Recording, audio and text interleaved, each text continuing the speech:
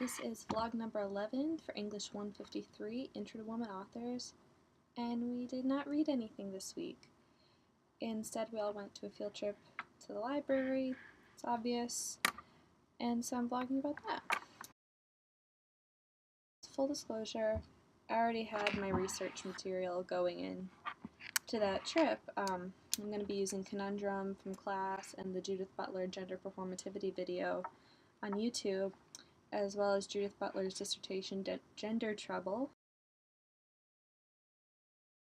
But while we were there, I did learn some really helpful research tips that I definitely see myself using in the future, just with like how to research and just all the resources that are available at the library, like so many, almost overwhelming.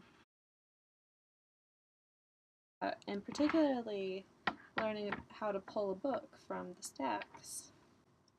That's not to say that online databases aren't useful at the library. I've used the interlibrary loan service a few times this semester already.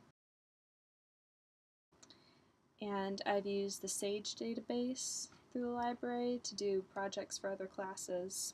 And these are really, really helpful when you know what you're looking for. For example, I need Gender Trouble by Judith Butler, or I need a recent entry from the Encyclopedia of Journalism about agenda setting.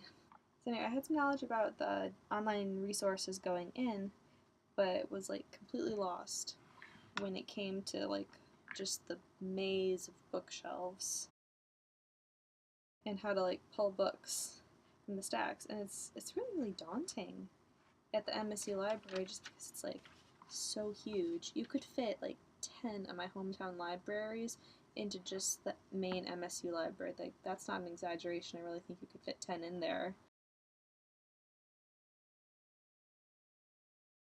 There's just like so many books. And that's why it was so helpful to hear the tape system explained. Like, I had seen them on the floor upstairs and like had no idea that, you know, you have your call number and you look at the chart and see, okay, my call number fits within the green tape range, so I'm going to follow the green tape and then I will get to the books. That made so much sense. And I definitely see myself using that for future research. I usually don't have specific books in mind when I go to research for a paper or a project or something, and usually I prefer to browse, but again, that's really intimidating in such a huge library. So now I know how to find a book for myself. For instance, like if I want to find Gender Trouble, I know how to identify the call number from the website, how to find the tape and follow that. And I know that once I'm there, in the shelf that Gender Trouble's on, that I should also look around with other books, as they're grouped by subject, and there might be some other ones around there that are kind of pertaining to my research. Even if the book I want is checked out, I can still go to the section and see other ones about gender stability or performativity or something like that. And I might be able to bring those into my project too. I hadn't realized there could be any particular method to browsing in a library before a field trip to the library, but now it is clear there is definitely a method which is especially useful, again, in such an enormous university library.